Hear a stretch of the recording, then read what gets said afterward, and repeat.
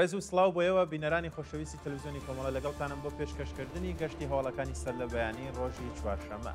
سەرەتاش سەردێڕی چەند هەواڵێک. درێژەی پێکدادانەکانی نێوان ئێران و ئیسرائیل، دۆخی نالەباری خەڵکی ئێران لە ژێر بۆردومانەکانی ئیسرائیل، 73مین هەفتەی کارزاری سێشەمانەی نابۆ ئێدام لە زیندانەکانی ئێران، کۆبوونەوەی بنەماڵەی بەندکراوانی مەحکوم بە ئێدام لە چەند شاری ئێران، ناڕزایەتی کرێکارانی کارخانەی مسی شەهر بابەک لە کرمان، دروشم نووسینی ئازادی خوازان دژ بە ڕژیم لە ئیسفەهان و بەیاننامەی ژنانی بەلوچ دژ بە هێرشەکانی ئیسرائیل بۆ سەر ئێران.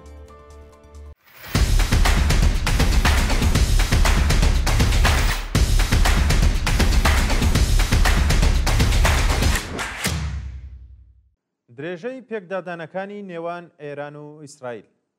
بەیانی سێشەممە واتە 27 جۆزەردان فڕۆکەکانی ئیسرائیل چەندین بنکەی سەربازیان لە چەند شاریێران کرد ئامانج و لە بەرامبەردا بەهۆی موشکبارانی تەل ئەویویش چەندین شارومەندی ئیسرائیلی بریندار بوو. بە پێو دیمەنانەی لە تۆڕە کۆمەڵایەتیەکان بڵاوکراونەتەوە، 3 پاسدار لە هێرشی پەهبادی ئیسرائیل بۆ سەرکاشان کوژراون و 6 کەسیش بریندار بوون. هەروەها چەند بنکەی موشکی ئەرتەش لە تەورێزکراوەتە ئامانج و 2 ئەفسەر گیانیان لە دەستداوە. هاوکات چەند بنکەی سەر بە سپاپ لە سوپای پاسداران لە تارانیش بە چڕی بردومان کراوە. باڵوێزخانەکانی فەڕەنسا، کۆریای باشوور، هندستان و چەندین وڵاتی دیکەش کاروبارەکانیان ڕاگرتووە و هەموو کارمەندەکانیان لە تاران بردووەتە دەرەوە. لە بەرامبەردا ئەرتەشی کۆماری ئیسلامی بنکەکانی زانیاری ئەرتەشی ئیسرائیل و موسادیان کردووەتە ئامانج و موشکەکانی سوپا ڕێکخراوی وازیمانیان لە تەلەوی و خاپوور کردووە. لە هەواڵێکی دیکەدا عەلی شادمانی فەرماندەی تازەی خاتم الئەنبیا لە هێرشی ئیسرائیلدا کوژراوە. دۆخی نالەباری خەڵکی ئێران لە ژێر بۆردومانەکانی ئیسرائیل. بەپێی زانیاریەکان شەپۆلی چوونە دەرەوەی خەڵکی تاران لەو شارە درێژەی هەیە و بەهۆی داخرانی بازاڕەکان خەڵک لەگەڵ نەبوونی بنزین، ئاو و خۆراک بەرەو ڕووبوونەتەوە. بە وتەی سەرچاوەکانی هەواڵ، ڕژێمی سەرکوتگەر وێزگەی سەیاری بۆ دابینکردنی بنزین داناوە و ڕێزی دوور و درێژی ئۆتۆمبیلەکان لە ژێر بۆردومانی فڕۆکەکانی ئیسرائیلدا گیانی سەدان هەزار کەسی خستووەتە مەترسیەوە. هاوکات چەند گەڕەکی تاران ئاویان پچراوە و بە تانکەر ئاوی خواردنەوەیان بۆ دابین دەکەن. سەرچاوەکانی هەواڵیش لە کوردستانەوە ڕایانگەیاندووە کە بەشێک لە شارومەندانی تاران ڕویان لە شارەکانی کوردستان کردووە و لە پارکەکاندا دەمێننەوە و خەڵک بە شێوەی خۆبەخش خۆراک و ئاویان بۆ دابین دەکەن. 73مین هەفتەی کارزاری سێشەمانەی نابۆ ئێدام لە زیندانەکانی ئێران. ڕۆژی سێشەممە 27 جۆزەردان بەندکراوانی 47 بەندینخانەی ئێران بۆ 73هەمین هەفتەی بەردەوام دژ بە شەڕی ئێران و ئیسرائیل و سزای ئێدام مانیان گرت. بەندکراوانی مانگرتوو لە بەیاننامەیەکی هاوبەشدا ڕایانگەیاند شەڕ و ئێدام وەک یەکوان و مافی ژیانی ئازاد لە مرۆڤەکان دەستێنن. ئێمە وێڕای هەوسۆزی لەگەڵ بنەماڵەی قوربانیانی شەڕی نێوان دوو ڕژێمی شەرخوازی کۆماری ئیسلامی و ئیسرائیل داوای یەکگرتووی هەموو چین و توێژەکانی کۆمەلگا بەرامبەر بە شەڕ و ئێعدام دەکەین. ڕژێمی جەنایەتکاری ئیسلامی لە کاتی بردومان و ماڵوێرانی شەڕیش ماشێنی سەرکوتی ڕان نەگرتووە لە سەرەتای مانگی جۆزەردانەوە تا بامڕۆ 126 کەسی لە سێدارەداوە. لەم بارودۆخەدا یان لەم بارودۆخە هەستیارەدا کە مەرگ باڵی بەسەر وڵاتەکەمان داکێشاوە، داوا لە خەڵکو و کۆمەلگای جیهانی دەکەین ڕێگەل لە کۆمەڵکوژی بەندکراوان و هاوشێوەی ئەو ڕووداوە دڵتەزێنەی لە بەندینخانەی دزڵاوی کرماشان ڕوویداوە بگرن. کۆبنەوەی بنەماڵەی بەندکراوانی مەحکوم بە ئێعدام لە چەند شاری ئێران.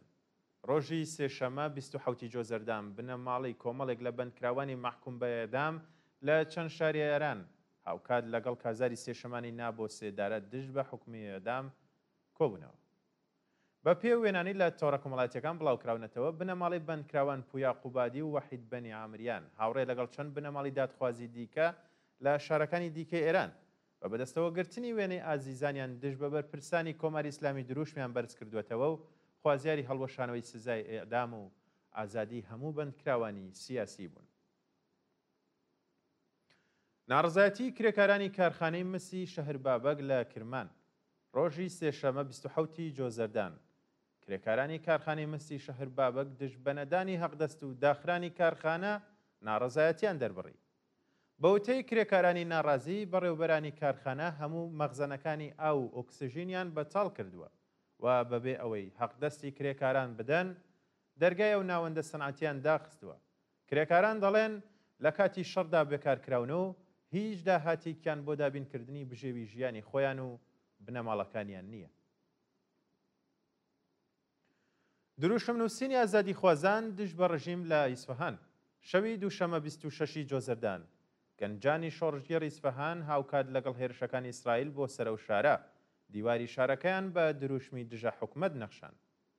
بەشداربوانی ئەو چالاکیە لە دروشمەکانیاندا ڕایانگەاندووە سەبەبکاری سەرەکیە و شەڕە کۆماری ئیسلامیە و ئەبێ لەگەڵ دژایەتیکردنمان لەگەڵ شەڕ بەرەو ڕووخانی کۆماری ئیسلامی هەنگاو بنین. کاتێک ئەو ڕژێمە سەرکوتگەرە بڕوخێت شەڕ و ماڵوێرانیش کۆتایی پێدێت. بەیانی ژنانی بەلوچ دژ بە هێرشەکانی ئیسرائیل بۆ سەر ئێران. کۆمەڵێک لە ژنانی چالاکوانی بەلوچ لە بەیاننامەیەکدا ڕایان گەیاندووە ئێمە ژنان و خەڵکی بەلوچ نە زمان حاڵی حکومەتین و نە تریبوونی شەڕخوازەکان کە دەیانەوێت لە دەرەوەی سنوورەکانمانەوە چارەنووسمان دیاری بکەن. ئێمە لە نێوان دوو تیغدا گیرمان خواردووە سەرکوتی نێوخۆی لەلایەک و بردومانی زلهێزەکانی جیهانیش لە لایەکی دیکەوە کە بە بیانووی ئازادی هەموو دار و نەدارمان بە ئامانج دەگرن. ژنانی بەلوچ لە بەیاننامەکەیاندا وێڕای شەرمەزارکردنی هێرشەکانی ئیسرائیل و کۆمەڵ کوشکردنی خەڵکی مەدەنی و ژێرخانەکانی وڵات ڕایانگەیان دادپەروەری لە لولەی چەک و وەدی نەهاتووە و نایەت. هێشتا برینەکانی ڕۆژی هەینی خوێناوی زاهیدان ساڕێژ نەکراوە کە کۆماری ئیسلامی وڵاتی تووشی شەڕێکی ماڵوێران کردووە.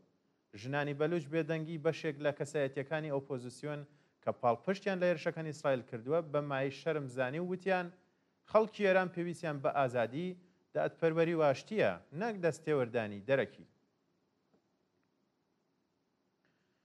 شەپۆلی سەرکوتی شارومەندان لەلایەن کۆماری ئیسلامی. ڕۆژی سێشەمە 27 جۆزەردان ناوەندە ئەمنیەتیەکانی ڕژێم ڕایانگەیاند کە 30 کەسیان لە پەیوەندی لەگەڵ هێرشەکانی ئیسرائیل لە چەند پارێزگای ئێران دەست بەسەر کردووە. هاوکات لەگەڵ چوونە سەرەوەی ئاسی گرژی و ئاڵۆزیەکان ناوەندە ئەمنیەتیەکان دەستیان داوەتە سەرکوتی شارومەندانی ناڕازی و لە وستانەکانی ئەردەبیل، خۆراسانی شومالی، کرمان و مازەندەران 30 کەس بە بیانووی پشتیوانی لە هێرشەکانی ئیسرائیل بۆ سەر کۆماری ئیسلامی دەست بەسەر کراون. گواستنەوەی بەشێک لە بەندکراوانی زیندانی ورمێ بۆ شوێنێکی نادیار. بەیانی یەکشەمە 25 جۆزەردان بەرپرسانی زیندانی ورمێ بەشێک لە بەندکراوانی زیندانی و شارەیان بۆ شوێنێکی نادیار گواستوەتەوە و ئەو کردەوە نیگەرانی لای بنەماڵەکانیان دروست کردووە. بە پێڕاپۆرتی کانونی مافی مرۆڤی ئێران گواستنەوەی ئەو بەندکراوانە بەبێ ئاگادارکردنەوەی بنەماڵەکانیان ئەنجام درراوە و بەرپرسانی زیندانی ورمێ وەڵامی ناڕزایەتی و نیگەرانی کەس و کاری زیندانیانیان نادەنەوە و یان نەداوەتەوە. هاوکاتیش ڕێکخراوەکانی مافی مرۆڤ سەبارەت بە سەرکوتی بەندکراوانی سیاسی و عقیدەتی هۆشداریان بە کۆماری ئیسلامی داوە و خوازیاری پاراستنی گیانی هەموو بەندکراوان بوون. هاکردنی سایتەکانی بانکی سپە و سەرگەردانی خەڵک. گروپی مەلی دڕندە لە ڕاگەاندنێکدا وتی ژێرخانەکانی بانکی سپەیان کە سەر بەهێزە چەکدارەکانی کۆماری ئیسلامیە ها کردووە. بەوتەی هاوڵاتیان هەموو ئابربانکەکان لە کارکەوتون و خەڵک ناتوانن بە کارتی بانکی پارە وەربگرن. نەبوونی پارە خەڵکی تووشی ئاستەنگی کردووە و سەرپەرستانی خێزان ناتوانن نان و پێداویستیەکانی ژیان بۆ بنەماڵەکانیان دابین بکەن. هاوکات بەشێک لە پۆمپ بەنزینەکان کە بە کارتی ئەو بانکە کار دەکەن لە کار کەوتون و شۆفێران بە دوای بەنزیندا سەرگەردان بوون. کوژران و برینداربوونی دەیان کەس لە هێرشی رووسیا بۆ سەر ئۆکراین. ڕۆژی سێشەمە 27 جۆزەردان ئەرتەشی رووسیا لە ڕێگەی موشک و پەهبادەوە هێرشێکی بەرینی کردە سەر کیێڤ، پایتەختی ئۆکراین و بە هۆیەشەوە 14 کەس گیانیان لە دەستدا و بەدەیان شارومەندی دیکە بریندار بوون.